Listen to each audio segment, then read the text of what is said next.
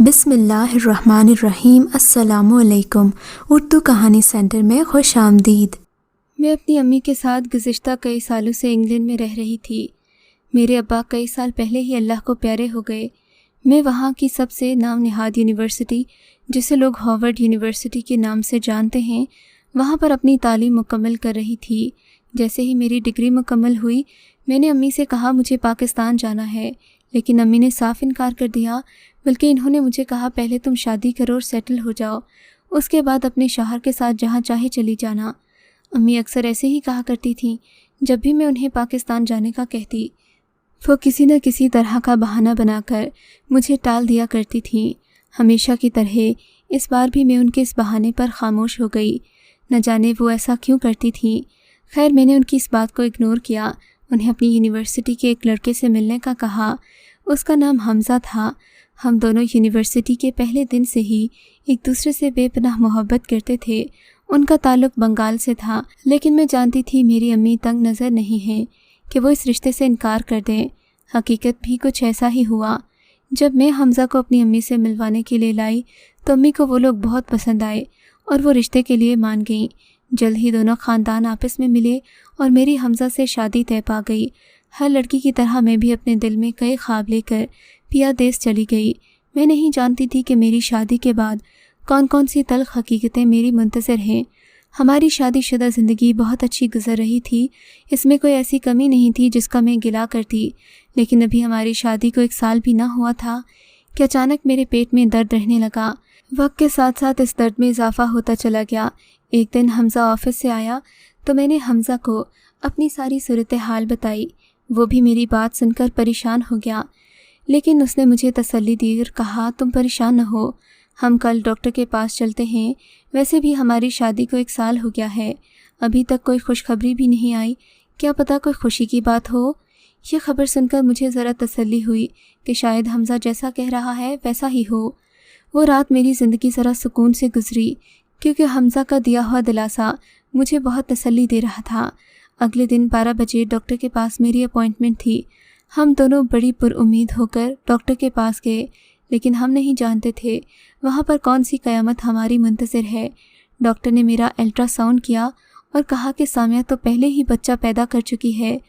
اس کی پیدائش کے وقت کچھ ایسی پیچیدگیاں آ گئی تھیں جس کی وجہ سے اب یہ دوبارہ کبھی ماں نہیں بن سکتی۔ یہ خبر سنتے ہی حمزہ میری طرف سوالیہ نظروں سے دیکھنے لگا۔ میں خود گھبرا گئی کہ ڈاکٹر ایسا کیسے کہہ سکتے ہیں۔ ڈاکٹر نے پیٹ درد کی دوا لکھی، ہمیں خیر آباد کہہ دیا، لیکن میرے ذہن میں تو الجھنوں کا ایک طوفان برپا ہو چکا تھا۔ گھر جاتے ہی حمزہ نے مجھ پر سوالوں کی بوچھاڑ کر دی۔ میں نے اسے کہا یہ سب جھوٹ ہے، ہم کسی اور ڈاکٹر کے پاس جائیں گے، شاید اس ڈاکٹر کو کوئی غلط فہمی ہو گئی ہو۔ یہ بات سن کر حمزہ لمحہ بھر کو خاموش ہو گیا، لیکن شام ہوتے ہی وہ مجھے شہر کے ایک اور بڑے ڈاکٹر کے پاس لے گیا، مگر حقیقت نہ بدلی۔ اس ڈاکٹر نے بھی وہی کچھ کہا جو پچھلے ڈاکٹر نے کہا تھا۔ گھر آتے ہی حمزہ مجھ پر برس پڑا، کہنے لگا بتاؤ کس کا گناہ پیدا کر کے چھوڑا ہے تم نے۔ میں حمزہ سے بے پناہ محبت کرتی تھی، اسے اس طرح کے رویے کا تو کبھی سوچ بھی نہیں سکتی تھی، لیکن انسان کے ساتھ اکثر وہی ہوتا ہے جو اس نے سوچا نہیں تھا۔ میں حمزہ کے کس سوال کا کیا جواب دیتی، میں تو خود اس بات سے لائن تھی۔ میں مسلسل انکار کر رہی تھی کہ ایسا کچھ نہیں ہوا، یہ جھوٹ ہے، اور وہ مسلسل میری بات کی تردید کر رہا تھا کہ ایک ڈاکٹر جھوٹ بول سکتا ہے، دوسرے کو تو غلط فہمی نہیں ہو سکتی۔ میں نے اس کے آگے ہاتھ جوڑ دیے کہ خدا کے لیے مجھ پر اتنا بڑا الزام مت لگاؤ، میں اس حقیقت سے بے خبر ہوں، نہیں جانتی کہ ڈاکٹرز ایسا کیوں کر رہے ہیں، لیکن میں اتنا جانتی ہوں کہ میں نے ایسا کوئی گناہ نہیں کیا۔ حمزہ نے مجھے گھر سے نکل جانے کا کہا، میں تو ڈر کے مارے لرز کر رہ گئی، میری آنکھیں آنسو بہا رہی تھیں۔ میں اس کے پیروں میں گر گئی اور بولی تمہیں اللہ کا واسطہ مجھ پر ظلم نہ کرو، میری بوڑھی ماں پر کیا قیامت گزرے گی۔ حمزہ مجھے شعلہ باز نگاہوں سے دیکھنے لگا، بولا اب تمہارے پاس بس ایک موقع ہے، کل میں تمہیں ایک مرتبہ پھر نئی ڈاکٹر کے پاس لے کر جاؤں گا۔ اگر اس نے بھی یہی کہا تو اس کے بعد تمہارا وجود اس گھر میں ایک لمحے کے لیے بھی برداشت نہیں کروں گا۔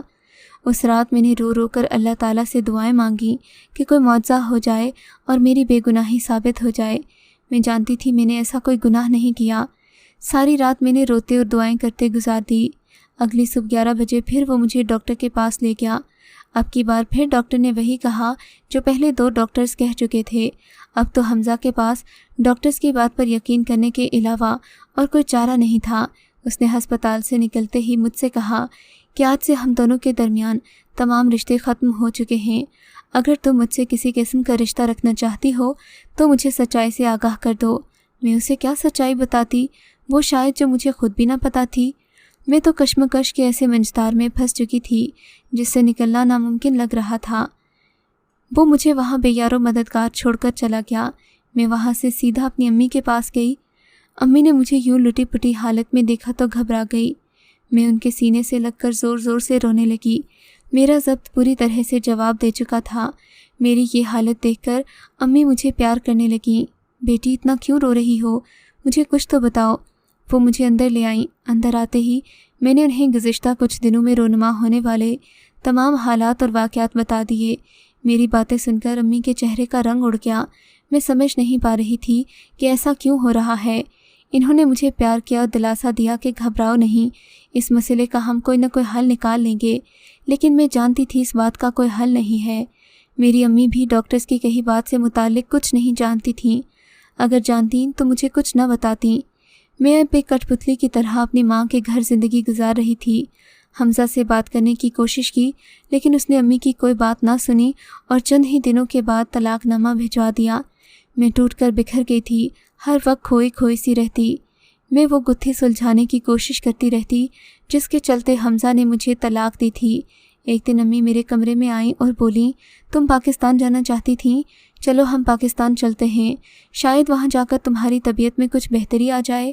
امی کی یہ بات سن کر میں ہلکا سا مسکرائی، کیونکہ میں سالوں سے اپنے پاکستان میں مقیم رشتہ داروں سے ملنا چاہتی تھی۔ اگلے چند دنوں میں ہم واپسی کی تیاریوں میں مصروف رہے۔ آخر کار ہم پاکستان پہنچے۔ امی مجھے ایک بہت بڑی حویلی میں لے آئیں۔ کئی لوگ ہم سے ملنے آئے۔ کہتے ہیں پاکستانیوں کو باہر کے ملک سے آنے والے لوگوں کو دیکھنے کا بڑا تجسس ہوتا ہے۔ خیر انہی لوگوں میں سے اچانک ایک 25 سالہ نوجوان آگے آیا، میرے گلے لگ کر پھوٹ پھوٹ کر رونے لگا۔ ہر کوئی اس کی جانب حیرت سے دیکھ رہا تھا۔ میں خود حیران تھی کہ آخر وہ اس قدر کیوں رو رہا ہے، جیسے اسے کوئی کھوئی ہوئی چیز مل گئی ہو۔ میں نے پیار سے اس کے سر پر ہاتھ پھیرا اور کہا، کیا ہو گیا ہے، تم اتنا رو کیوں رہے ہو؟ ہم ابھی آئے ہیں، کون سا کہیں جا رہے ہیں؟ لیکن وہ لڑکا مسلسل روئے جا رہا تھا۔ تھوڑی دیر بعد چچی نے اسے میرے گلے سے الگ کیا اور مجھے بتایا کہ یہ ان کا بیٹا ہے، بچپن سے اس کا کوئی بہن بھائی نہیں ہے، اکیلا رہا تو بس جذباتی ہو گیا۔ مجھے اس لڑکے سے بہت اپنائیت سی ہونے لگی۔ شروع میں مجھے ذرا ہچکچاہٹ ہوتی، لیکن وقت کے ساتھ ساتھ میں اپنے پرانے زخموں کو بھولتی جا رہی تھی اور نئی زندگی میں آگے بڑھ رہی تھی۔ ابرار میرا بہت اچھا دوست بن گیا۔ امی مجھے منع کرتی کہ وہ تمہارا چچا زاد کزن ہے، لوگ باتیں کریں گے۔ اکثر میں ان کی بات پر حیران ہوتی کہ وہ کب سے ایسی سوچ رکھنے لگیں۔ میں نے ان کی بات کو نظر انداز کیا۔ وقت کے ساتھ ساتھ ابرار اور میرا رشتہ مضبوط ہوتا جا رہا تھا۔ وہ پیشے کے اعتبار سے ڈاکٹر تھا، لیکن جیسے ہی وہ اپنے کام سے واپس آتا زیادہ وقت میرے ساتھ ہی گزارتا۔ ایک دن وہ ہسپتال گیا ہوا تھا۔ میں نے اس کے لیے اپنے ہاتھوں سے مزیدار سی بریانی بنائی۔ میں اتنے دنوں میں اس کی پسند ناپسند جان گئی تھی، لیکن آج بہت کچھ عجیب سا ہوا۔ ہسپتال سے آنے کے بعد وہ میرے پاس نہیں آیا، سیدھا اپنے کمرے میں چلا گیا۔ جب تقریباً 2 گھنٹے گزر گئے اور وہ کمرے سے باہر نہ آیا تو میں اس کی طرف گئی، لیکن اندر سے آنے والی آوازوں کو سن کر میں باہر ہی رک گئی۔ ابرار کو میری امی اور چچی کچھ سمجھا رہی تھیں، لیکن ان باتوں کے پیچھے کون سی حقیقت چھپی تھی یہ میں آج جان پائی۔ امی اسے کہہ رہی تھیں، اگر نبیلہ تم سے دور نہیں ہو رہی تو تم ہو جاؤ، مجھے ڈر ہے کہیں وہ تم دونوں کے رشتے کے تقدس کو رون نہ دے۔ حقیقت سے وہ بے خبر ہے، لیکن تم تو سب جانتے ہو نا، پھر اتنی بڑی نادانی کیسے کر سکتے ہو؟ مجھے ان کی باتیں سمجھ نہ آ رہی تھیں، لیکن ابرار کی باتیں سن کر میرے تو پاؤں سلے سے زمین نکل گئی۔ مجھے یوں لگا جیسے دنیا ہی بدل گئی ہو۔ ان کا میرے ساتھ خون کا رشتہ ہے، یہی خون کی کشش ہے جو مجھے ان کے پاس لے جاتی ہے، اور آپ دونوں یہ کیسے بھول گئیں کہ وہ میری ماں ہیں؟ اس کے یہ الفاظ کسی تیر کی طرح میرے سینے میں لگے۔ میرے ذہن میں کئی سوال پیدا ہو گئے کہ یہ کیسے ہو سکتا ہے کہ میرا بیٹا مجھ سے صرف 5 سال چھوٹا ہو۔ مجھے تو کچھ یاد ہی نہ تھا، اگر کچھ یاد تھا تو ڈاکٹرز کی کہی باتیں یاد تھیں، باقی سب تو جیسے میں بھول گئی تھی۔ میں وہاں سے دوڑتی ہوئی اپنے کمرے میں آ گئی۔ مجھے کچھ ہوش نہیں تھا۔ امی کو پتہ چل چکا تھا کہ میں ان کی باتیں سن چکی ہوں۔ کمرے میں جاتے ہی میں نے اندر سے کنڈی لگا لی۔ میرے آنسو تھمنے کا نام نہیں لے رہے تھے۔ یا اللہ، یہ کیسی حقیقت ہے جس کا نہ سر نہ پیر؟ میرا دل جیسے خون کے آنسو رو رہا تھا۔ چند ہی منٹوں کے بعد دروازہ زور زور سے بجنے لگا۔ میرے میں ہمت نہ تھی کہ اب مزید کسی اور حقیقت کا سامنا کرتی، لیکن امی مسلسل دروازہ پیٹ رہی تھیں، کہہ رہی تھی خدا کے لیے باہر آؤ، تمہیں میری قسم ہے۔ امی کی قسم دینے پر مجھے باہر آنا پڑا۔ دروازہ کھولتے ہی میں امی پر برس پڑی۔ آپ لوگوں نے مجھ سے اتنی بڑی حقیقت آخر کیوں چھپائی؟ میرا کیا قصور تھا جس کی مجھے سزا دی گئی؟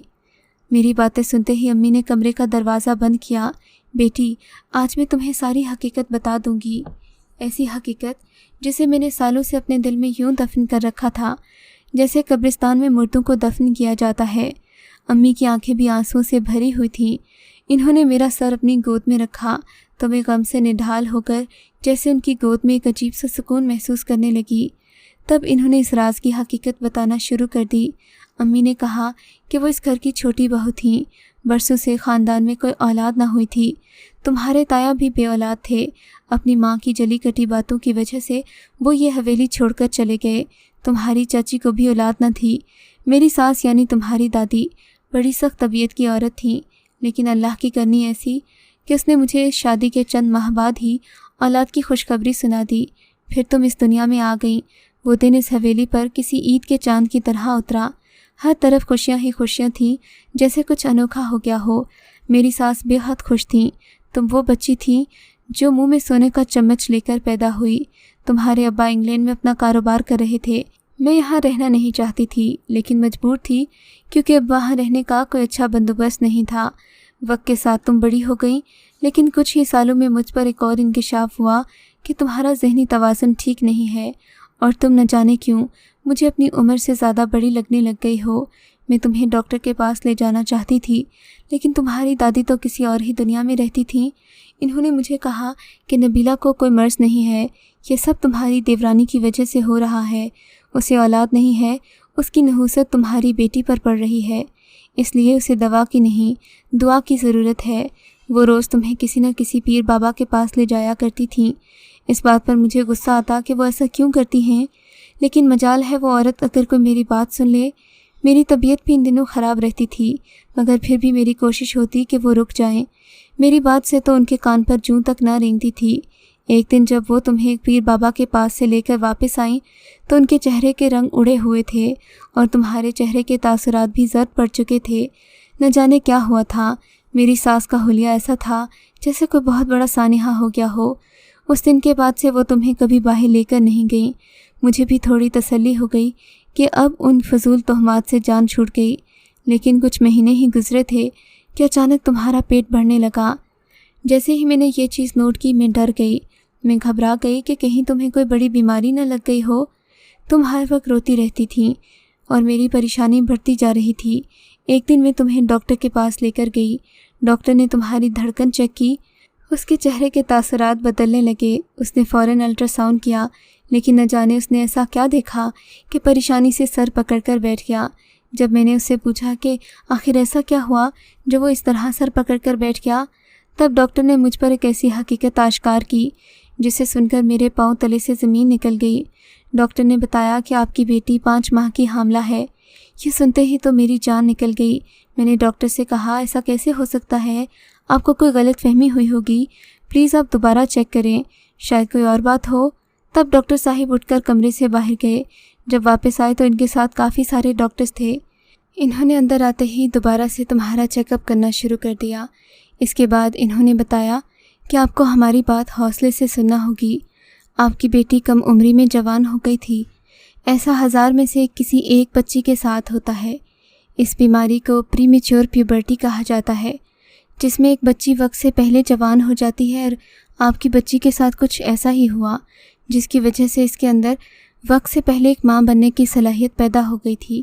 یہ سن کر میرے تو جسم سے جان نکل گئی، لیکن میں یہ بھی جانتی تھی کہ ایسا کیوں ہوا ہے اور یہ سب کس نے کیا ہے۔ میں فوراً تمہیں لے کر گھر آ گئی اور اپنی ساس کے پاس گئی۔ وہ مجھے یوں طیش میں دیکھ کر گھبرا سی گئیں۔ میں نے ان سے کہا کہ آپ کو سب کچھ پتہ تھا نا، آپ جانتی تھی کہ یہ سب کیوں ہو رہا ہے، آپ کیوں میری بیٹی کو درگاہوں اور پیر بابوں کے پاس لے کر گئیں؟ آپ کی وجہ سے آج میری بیٹی اس نہج پر ہے، میں دنیا والوں کو کیا منہ دکھاؤں گی؟ میری بیٹی آپ کے کیے کی سزا بھگت رہی ہے۔ یہ کہہ کر میں زاروں قطار رونے لگی۔ ساس کو تو جیسے سانپ سونگھ گیا ہو، میں خاموشی سے کھڑی تھی۔ میں تمہیں لے کر اپنے کمرے میں آ گئی۔ ڈاکٹرز نے بتایا کہ اس بچے کو ضائع نہیں کیا جا سکتا کیونکہ تمہاری عمر بہت تھوڑی تھی، لہٰذا تمہیں یہ بچہ ہر حال میں پیدا کرنا تھا۔ میرا دل جیسے مٹھی میں آیا تھا۔ ایسی باتیں چھپتی نہیں ہیں، آہستہ آہستہ ہر کسی کو یہ بات معلوم ہو گئی۔